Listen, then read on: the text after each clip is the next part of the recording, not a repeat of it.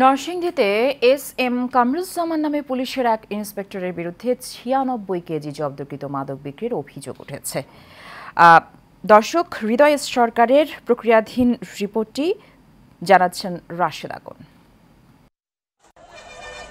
চলতি বছরের 4 ফেব্রুয়ারি নরসিংদীর শিবপুর উপজেলার আটাশিয়া এলাকায় লটকন বাগান থেকে 96 কেজি গাঁজা উদ্ধার করা হয়। 19,20,000 টাকা মূল্যের এই গাঁজা আদালতের নির্দেশে ধ্বংস করার কথা থাকলেও তৎকালীন ডিবির ওসি কামরুজ্জামান তা না করে বিক্রি করে দেন বলে অভিযোগ ওঠে।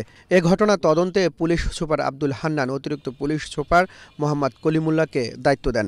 প্রাথমিক তদন্তে কামরুজ্জামানের বিরুদ্ধে অভিযোগের সত্যতা মেলে। এতে ক্ষিপ্ত হয়ে ওসি কামরুজ্জামান পুলিশ সুপারের বিরুদ্ধে ঘুষ গ্রহণ সহ নানা অভিযোগ তুলে মিথ্যাচার করছেন বলে অভিযোগ উঠেছে। বর্তমান আমাদের যে নরসিংদী পুলিশ সুপার, উনি আমাদের নরসিংদীতে আসার পর থেকে উনি মাদক কিংবা যত অপকর্ম হচ্ছে সবকিছুর বিরুদ্ধে ডাইরেক্টলি অ্যাকশন নিচ্ছে। কোনো ধরনের অপরাধীকে শাস্তির আওতায় আনার কারণে যদি ওনার বিরুদ্ধে অপপ্রচার করা হয়, তাহলে এই অপপ্রচারকারীদেরকে দ্রুত আইনের আওতায় এনে শাস্তি দিতে হবে। নরসিংদীর পুলিশ সুপার উনি নরসিংদীর আইন শৃঙ্খলা খুব সুন্দরভাবে পরিচালনা করেন।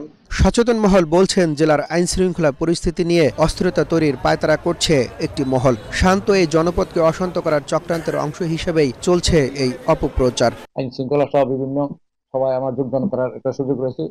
সেখানে আমি যে সকল সমস্যা প্রতি মাসে যে সকল সমস্যাগুলি আমি দেখেছি, আমি তুলে ধরেছি এবং উনি তৎক্ষণাৎ সেই সমাধানগুলি করার চেষ্টা করেছেন। যাদের মধ্যে তিনি মন্দ পেয়েছেন তাদেরকে এখান থেকে উনি দূরে সরিয়ে দিয়েছেন।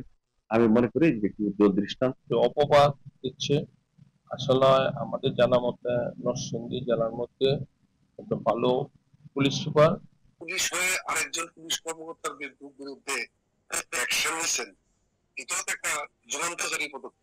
পুলিশ সুপারকে নিয়ে একজন পুলিশ কর্মকর্তার এমন অপেশাদার কাজে বিব্রত অন্য পুলিশ সদস্যরা। অপেশাদার কথাবার্তা এগুলো থেকে আমি বিব্রত থাকি। এটা আমাদের সত্যি কথা। স্যার যেটা করেছেন অবশ্যই একটা তদন্তের ভিত্তিতেই করেছেন। ট্যাঙ্কার ব্যক্তির নাম বলতে চাই না, অপরাধ যাই হোক।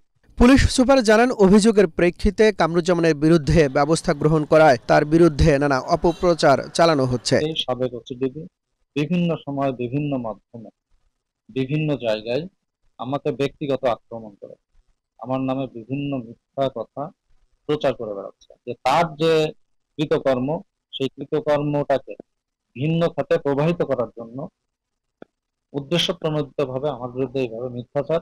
অপরাধী যেই হোক না কেন তার বিরুদ্ধে কঠোর ব্যবস্থা নেওয়ার পাশাপাশি গুজব থেকে সবাইকে সজাগ থাকার পরামর্শ সচেতন মহলের। রাশেদ আগুন, এশিয়ান টেলিভিশন।